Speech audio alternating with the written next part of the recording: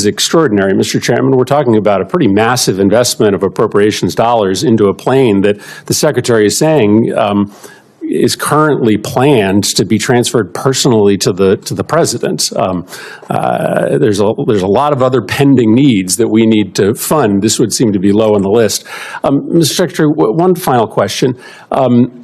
Obviously, you know that there is a concern in the public about a double standard that is applied to protest, sometimes protest that turns violent.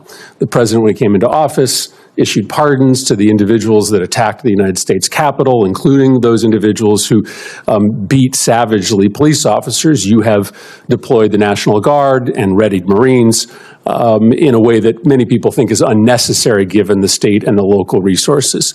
Donald Trump has broken every single promise he made on the campaign trail, except for one, the promise that he wanted to be a dictator on day one. Trump started his administration by defying the power of the purse that Congress has with DOGE. Then, of course, he moved on to rejecting the rulings of courts with his illegal immigration plan. Now, Donald Trump is politicizing the military with politically charged speeches at Fort Bragg, illegal deployments to Los Angeles, and it raises the question, will he take the next step as the possibility of war looms? Well, it looks like Trump is with the latest insane post on Truth Social showing what his intentions are and leading members of Congress to quickly respond, dropping a legal bombshell on Trump that we are going to get into. But before we check out that post, I want to start with some context that leads me to believe that we are in a very scary moment. And that is Congressman Rawana grilling Pete Hegseth on what he thinks the Trump administration can legally do, although they can't with the military. Senator Baldwin asked you about the legal authority for the Marines in my state. I disagree with you. I thought not only do I not want Marines in Iran, I don't want them in California. But I don't want to get a gotcha. You know, they said, what provision? Your administration since then has filed in the federal district court. You're arguing that the Marines should be allowed to defend federal property. I disagree with you. That's your argument. Here's where I hope we can agree. Whatever the federal district court decides, will you abide by it? Well, this is a pending situation. So will you agree, though, that it's not my legal view, it's not your legal view that makes the decision in America. It's the federal judiciary. If the federal court in California and the San Francisco this district judge has orders a preliminary injunction, will you agree to abide by the federal courts? What I will tell you is my job right now is to ensure the troops that we have in Los Angeles are capable of supporting law enforcement in there. Sir, I agree with that, but will you... And we know we have the constitutional and statutory authority. That's fine, but can you just assure us that you'll abide by the decisions of the courts? We've always looked at the decisions of the court. Well, the vice president has said that he doesn't believe that the courts should be respected in military matters. Well, this is not my lane, but we also recognize that the way in which the judiciary has expanded its powers. But can you just give a simple? Okay, let me ask you this: two simple questions. You get 30 seconds. I'm not trying to trick you. I think it would assure the American people.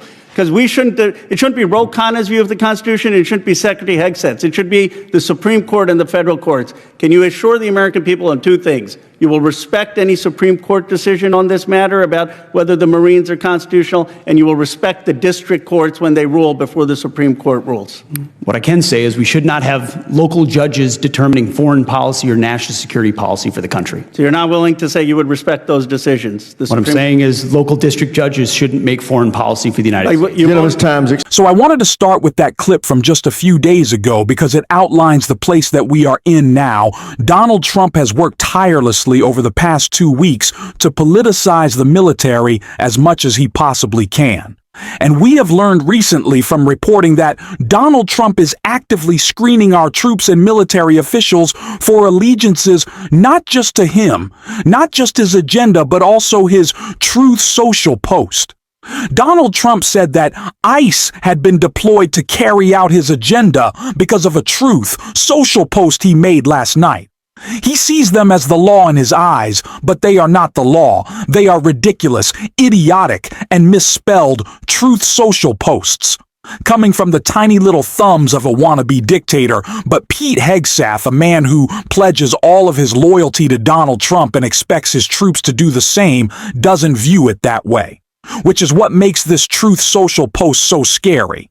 And the reason Donald Trump is being hit with a legal challenge, Trump wrote on Truth Social, America first means many great things, including the fact that Iran cannot have a nuclear weapon, make America great again. Now that as an idea doesn't make sense. The sentence doesn't really make sense. The sentiment doesn't really make sense. It just leads us to believe that Donald Trump wants to escalate a conflict with Iran. Now, you can either agree with that or not.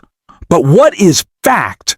What is true is that Donald Trump cannot unilaterally decide that we are going to war based on a Truth Social post that pops into his brain at any given time. That's not how this works. We still do have a constitution, which is the reason why Congress is responding, dropping a legal bombshell on Trump in this moment. And I want to take a look. AOC and other Democrats join Republicans' effort to prevent U.S. attack on Iran. Signing on Alexandria, Ocasio-Cortez led her support to a resolution authored by Thomas Massie that would prohibit U.S. involvement in Israel's attacks on Iran. Israel launched a wave of airstrikes on Iran last week, killing top military officials, and nuclear scientist Prime Minister Benjamin Netanyahu has claimed for years that Iran is on the verge of getting nuclear weapons. Iran responded with a series of missile strikes of its own. The U.S. assisted the Israelis in shooting down several of them on Monday. Donald Trump left the G7 summit in Canada a day early to head back to the White House, where he ordered the National Security Council to convene in the Situation Room shortly before the president fired off a cryptic post on Truth Social telling the 10 million inhabitants of Tran to immediately evacuate. As tensions escalate on Monday night, Massie announced he will introduce a resolution on Tuesday meant to prevent U.S. intervention. This is not our war, but if it were, Congress must decide such matters according to our Constitution. I'm introducing a bipartisan war powers resolution tomorrow to prohibit our involvement. I invite all members of Congress to co-sponsor this resolution. The tweet got the attention of a few Democratic members of Congress who expressed support, including Ocasio-Cortez, who wrote, signing on. Over in the Senate, Senator Bernie Sanders introduced his own resolution. Another war in the Middle East could cost countless lives, waste trillions of more dollars, and lead to even more deaths, more conflict, and more displacement. He wrote, calling a war with Iran. Illegal Israel's first strikes on Iran came just 2 days before Trump's envoy to the Middle East was scheduled to meet with Iranian officials in Oman for negotiations. The U.S. and Israel have long been concerned about Iran's civil nuclear program, which Israel says Iran is intent on using to make nuclear weapons as much as Donald Trump wants to be the dictator on day one. He promised he would be. No, you can't just decide based on your own whims that you are sending us to war. But the problem is, Pete Hegseth doesn't see it that way. Pete Hegseth only sees what Donald Trump wants, because Pete Hegseth wants to keep his job. His loyalties, very publicly, do not lie to the oath he took, but the man who he thinks should run our government completely. And that is why what Chris Murphy had to say to Hegseth, grilling him a few days ago, has become so important once again. And we can see it right here. Is extraordinary, Mr. Chairman. We're talking about a pretty massive investment of appropriations dollars into a plane that the Secretary is saying is currently planned to be transferred personally to the president. There's a lot of other pending needs that we need to fund. This would seem to be low on the list. Mr. Secretary, one final question. Obviously, you know that there is a concern in the public about a double standard that is applied to protest, sometimes protest that turns violent. The president, when he came into office, issued pardons to the individuals that attacked the United States Capitol, including those individuals who beat savagely police officers. You have deployed the National Guard and readied Marines in a way that many people think is unnecessary given the state and the local resources. So maybe let me ask the question this way so that you can assuage people's concerns that there is a double standard. The National Guard was deployed here on January 6th, and that was a decision made by the Department of Defense. Do you support that decision? Do you believe that that was the right decision to deploy the National Guard to defend the Capitol on January 6th? All I know is it's the right decision to be deploying the National Guard in Los Angeles to defend ICE agents who deserve to be defended in the execution of their jobs. But I think it's important to know whether you think it was also important to have the National Guard defending the United States Capitol when there were violent protesters here on the president's behalf, to make sure that folks know that you care about protest, whether it's against the president or on behalf of the president. Senator, I was in the Washington, D.C. National Guard when that happened and was initially ordered to go guard the inauguration of Joe Biden. But because of the politicization of the Biden administration, my orders were revoked.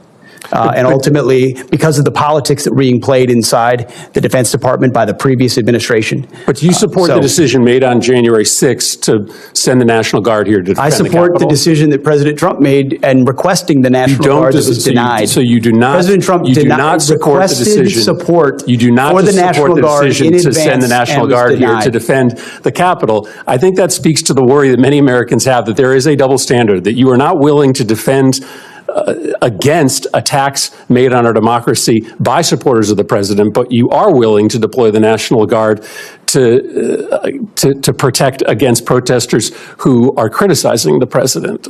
That's not how our taxpayer dollars are supposed to work. They're supposed to be used to defend the United States, no matter the nature of the political affiliation of the protesters. Thank you, Mr. Chairman.